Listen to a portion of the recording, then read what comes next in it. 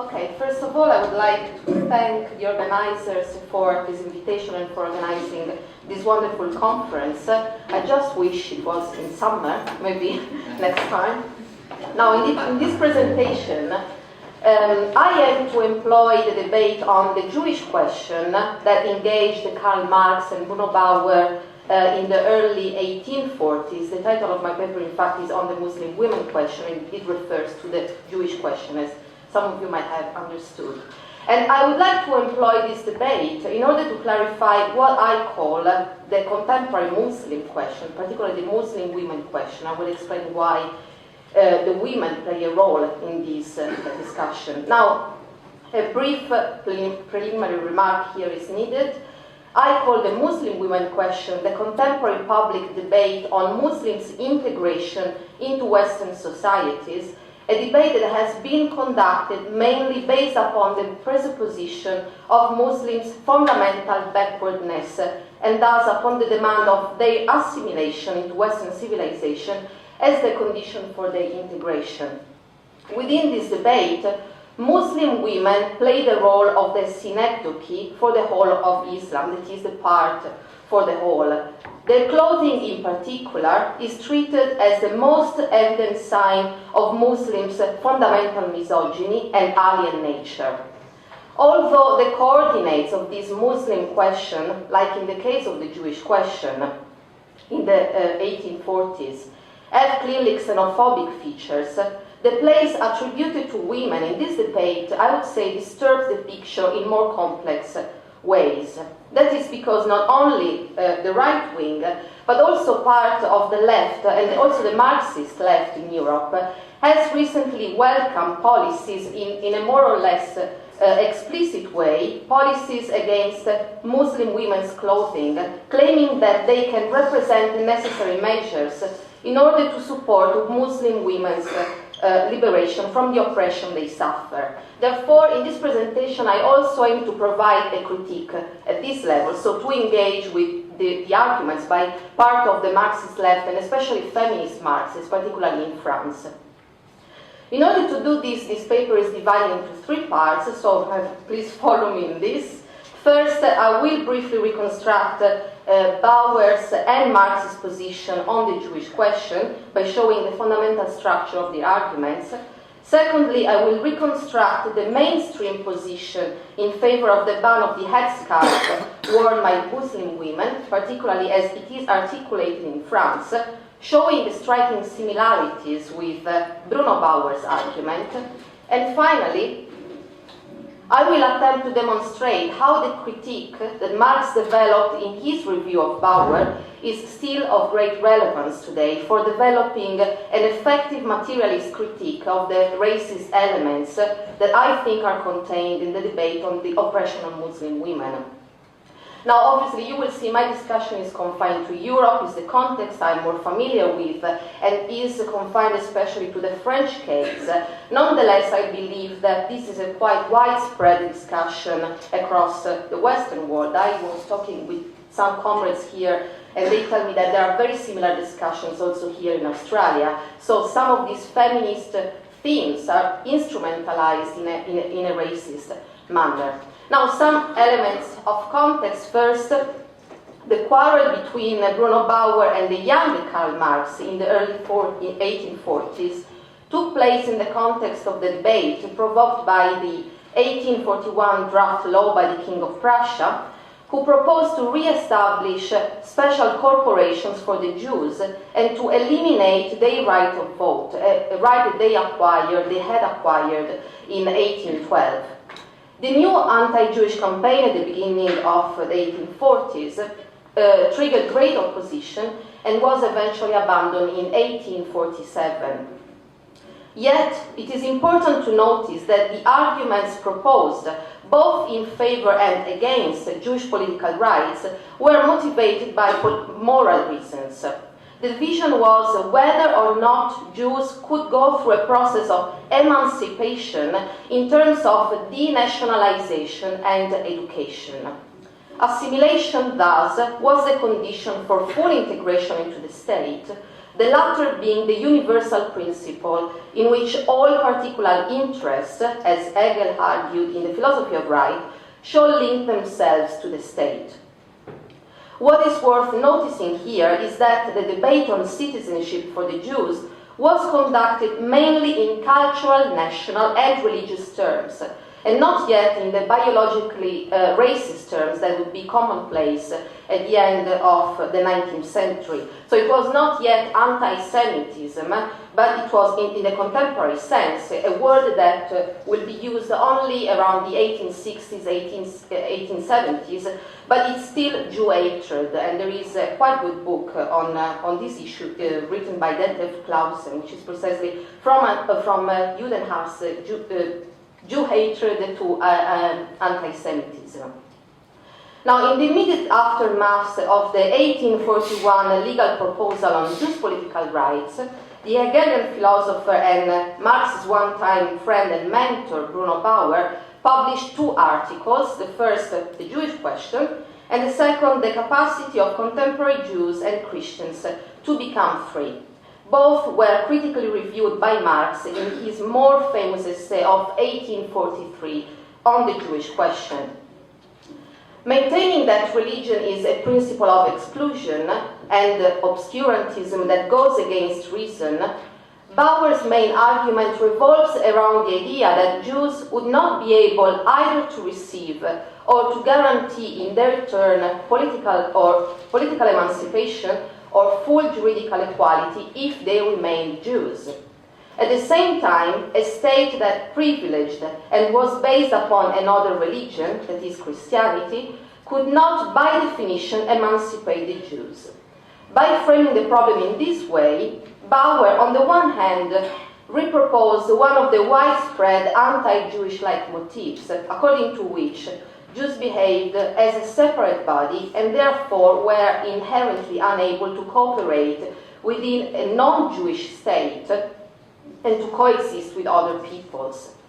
On the other hand, by criticizing the Prussian state for privileging Christianity and therefore for being itself based upon one religion, Bauer maintained that just as Jews could not be emancipated if they remained Jews, so the state could not be a principle of political emancipation if it did not separate from religion. So on this basis, Bauer defined political and human emancipation as the suppression of religion. Nevertheless, Bauer did not conceive of all religions as equal and thus as equally obstacles to emancipation. For Bauer, Judaism represented a specific threat for the process of political and human emancipation for two reasons. Firstly, due to Jews' alienness and refusal to assimilate in terms of what he called fusion in the totality, and secondly, due to Jews' lack of synchrony with the historical process of development and their fundamental backwardness. Indeed, Bauer maintained a teleological perspective, which was very common in the Hegelian circles of his time, according to which, and here I'm quoting Bauer, the Christian religion constitutes the sublation, the Aufhebung, of Judaism, and therefore also of the latter's exclusiveness. But it also constitutes this sublation because it is the accomplishment of Judaism and of its exclusiveness. End of the quote. For Bauer, Christianity is a force of progress, thereby implying that Judaism is a force of backwardness.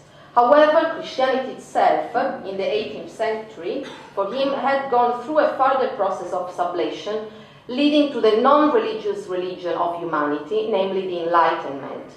As Bauer put it, beginning of the quote, if the Jews want to become free, they should profess belief not in Christianity, but in the dissolution of Christianity, in the dissolution of religion in general, that is, in enlightenment. End of the quote. To sum up, in order for the Jews to be spared from accusations of alienness and backwardness, Bauer demands that they dismiss their religion and embrace the faith in the Enlightenment as secular individuals. Although the award of citizenship rights, as based on the individual rejection of religion, may be felt as an act of enforcement, religious individuals will soon acknowledge that they will be rewarded with freedom, since religion amounts to oppression, exclusiveness, and backwardness. Now here, at this point, I would like to draw attention to the threefold structure of Bauer's argument. For this same structure, these three fundamental arguments that are related and linked one to the other, informs the contemporary discussion on Muslims' integration or the Muslim question, particularly in France. First, in Bauer we have that the main accusation directed at Jews is that of alienness, of operating as a separate body within the state.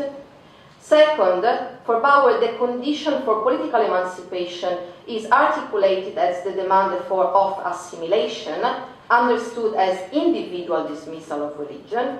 And third, the reward for such a dismissal is emancipation, albeit via a moment of enforcement. In 1843, Marx published On the Jewish Question, which was a critical review of the two aforementioned texts by Bruno Bauer. Marx begins by analyzing Bauer's accusation of Judaism as alienness and of religion more generally as a threat to political and human emancipation. Firstly, Marx questions whether the existence of religion can truly be regarded as an obstacle to the granting of citizenship rights, that is, to political emancipation.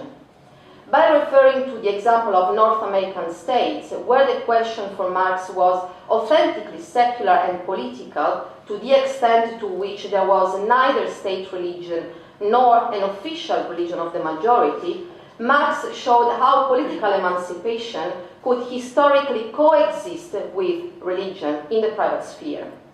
For Marx, the North American example revealed above all that political and human emancipation should not be conflated.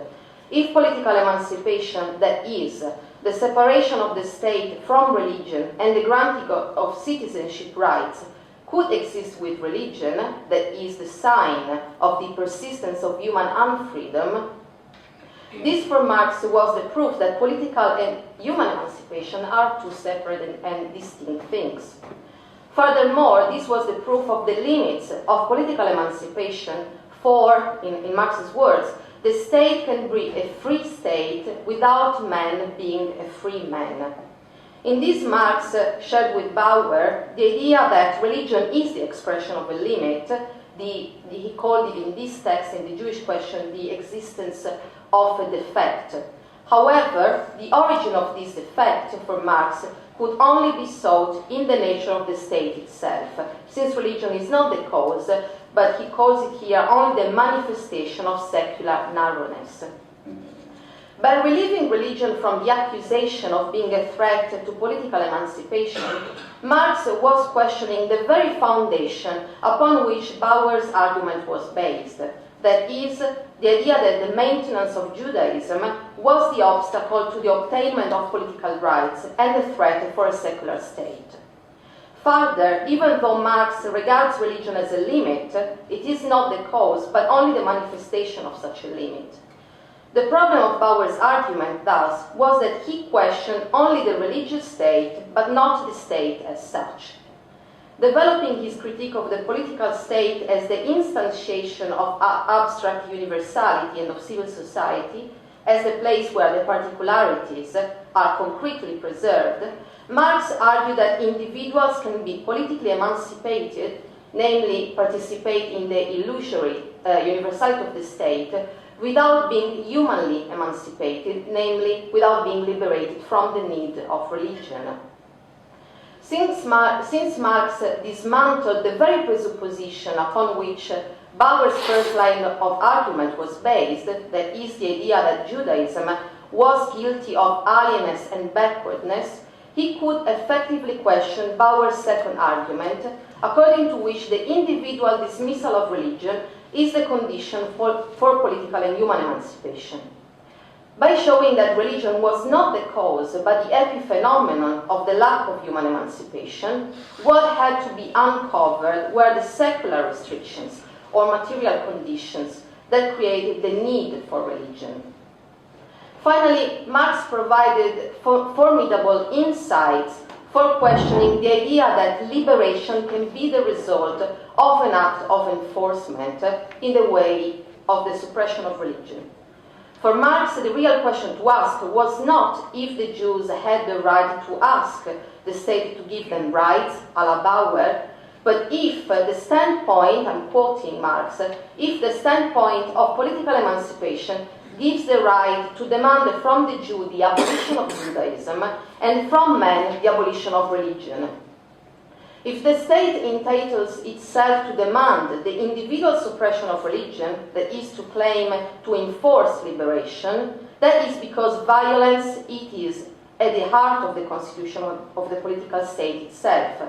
As Marx put it, in periods when the political state as such is born violently out of civil society, when political liberation is the form in which men strive to achieve their liberation, the state can and must go as far as the abolition of religion, the destruction of religion.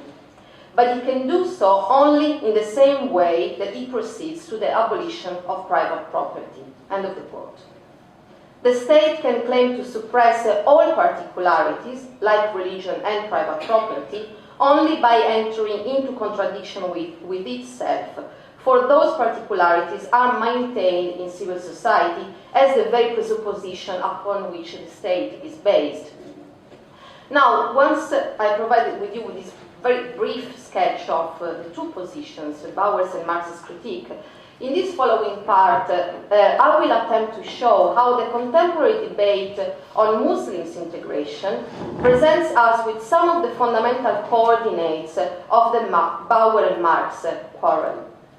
For this, I will refer to the French controversy over the headscarf, hijab and niqab and burqa, worn by Muslim women, for it represents in a very condensed way all the elements of the contemporary debate on the Muslim question as it takes place in Europe. The so-called controversy over the headscarf in France was triggered first by the passing of the law in 2004 that banned the wearing of conspicuous signs of religious affiliation in public schools. The ban of the headscarf, which was the primary aim of the law in the end, was presented above all as a measure to defend laïcité, which is the French word for secularism, defined as the universal principle and the republican value upon which the unity of the nation is founded. These are all passages I'm taking from the report on the Republic and Secularism, which was the document upon which the law in 2004 was based. The reasons that prompted the need for such a law, in the words of its proponents and supporters, were that secularism, which is this supreme value of the French Republic, was increasingly threatened by the difficulties of integrating immigrants, and especially Muslims, and by the development of potentially anti-republic subversion in the form of what they called the fanaticism of difference that nourishes communitarian logics. Immigrants and Muslims in particular were thus accused of operating as a separate body within the state. In this context, the most visible sign of the spreading of what they call veil worn by Muslim girls. According to the proponents and supporters of the anti-headscarf law, Muslim women are victims of Islam's inherent misogyny and violence, since the headscarf symbolizes nothing but male oppression over women. As the French sociologist and feminist Christine Delphi argues, if the headscarf provokes these strong reactions in France, it is because it tells French society, you have marginalized us, you have called us different. Fair enough, now we are different. The veiled woman is the alien that lands in our societies. But this alien puts into question the very French model of integration. This alien makes Islam visible. Therefore, it is unbearable for French nationals, because Islam has been tolerated in France only on the condition of being discreet, that is, preferably invisible. Now, I would like to note that at this point, the same threefold structure of Bauer's argument, the one I listed before, can be seen operating in very clear ways, in my view, in this mainstream position in favor of the anti-headscarf laws. First, as in the case of the Jews in the 1840s, Muslims allege problematic integration assimilation is attributed to the alleged tendency to create a separate and alien community within the state, communitarianism, in fact. The accusation of communitarianism or alienness that is addressed to the Muslim population is the result of the exclusionary rather than inclusionary features of universality. By defining the abstract universal individual, which the integrated citizen is asked to resemble, as possessing a certain set of invariant characteristics, the abstract individual has the function of excluding those who do not possess those characteristics. The alienness of Muslims nowadays, as the alienness of Jews before, therefore is the end result of the condition in which the normality is defined on the basis of the features of the dominant culture. Second, the condition for integration of Muslims is the individual rejection of religion and assimilation into French society. Here I want to stress the term individual because we should note that Muslims are required to divest themselves of their forms of collective identification and to enter the political sphere as abstract individuals.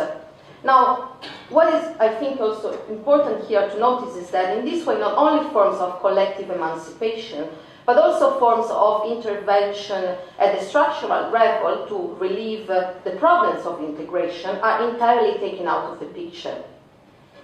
Finally, as in Bauer, since religion is the main impediment to emancipation, its rejection, albeit enforced, is assumed to be conducive to emancipation.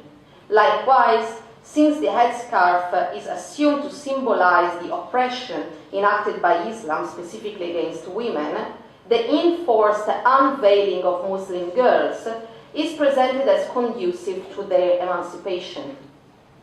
I would like to spend some more words on this specific question, the question of enforced liberation or enforced emancipation, if you like, since this is probably the most contested point amongst Marxists, particularly amongst several feminist Marxists in France, as they have expressed forms of implicit support to the anti-headscarf law on the basis of the assumption that the headscarf is a symbol of male oppression to be eliminated. Now, for those of you who are not very familiar with French politics, particularly in the far left, just to give you an example, in 2010 at the Congress, National Congress of the NPA, which is the new anti-capitalist party, one of the most contested and debated points was precisely whether veiled women were allowed to be candidates in local or national elections. So this, I think, gives already some sense of the debate. Now, here I don't think, in order to criticize, because this is what I would like to do, criticize the position of these Marxist feminists who are implicitly supporting this law, but nonetheless, in order to engage with their arguments, I don't think it is sufficient to state simply that an act of enforced liberation by the state cannot be a vehicle of emancipation due to the illusory nature of the state's promise of liberation. Because after all, Marx himself regarded political emancipation as the last and necessary form of human emancipation within the contemporary world order. This is what he wrote in The Jewish Question. Therefore, I think that we need to go farther and to question the very possibility for a process of enforcement to be conducive to the liberation of the oppressed subjects and subaltern classes. First, the idea that the enforced unveiling of Muslim women is an act of liberation, particularly if they chose to wear the veil, is not only a contradiction in terms, since freedom, even if negative, in its negative form, negative freedom if you want, is by definition absence of subjection or enforcement, More importantly, this idea that the enforced unveiling of Muslim women is an act of liberation, in my view, omits the point that freedom and emancipation, positive freedom, must above all be self-directed, self-determined by the oppressed subjects themselves. In other words, people cannot be forced to be free. Secondly, even when the act of enforcement is presented as not yet liberation, but as the means, albeit questionable, to achieve the just goal of liberation, the risk is that of falling into the trap of liberal political realism, according to which the ends justify the means. Yet, I think that one of the most important principles of Marxist politics is precisely the denial of such a dualism between means and ends. Finally, the idea that the enforcement of Muslim women's rejection of religious identification can be the path for integration implicitly accepts the attribution to Muslim women of the role of the synecdoche. In the debate on Muslim integration, in fact, women have become the part for the whole, as I said before. Their integration is said to have the potential to affect the integration, assimilation of the whole of the Muslim community. This idea is based on the fantasy that, in Frantz Fanon's words in Algeria Unveiled, if you win over the women, the rest will follow. That is, if you unveil the women, you defeat the men. Behind this fantasy, though, lies the fundamental truth that the competition for the winning over the women is a competition between two patriarchies. In the end, I would like to suggest that a materialist critique of the contemporary Muslim question needs to draw from Marx's arguments because his critique of political universalism, the relationship with religion, and the foundations of the bourgeois state speaks directly about the foundations of the allegedly emancipatory universalism of our times, founded upon real inequalities, and the false dilemma of racism versus sexism, all of which are ultimately guaranteed by the violence of the state.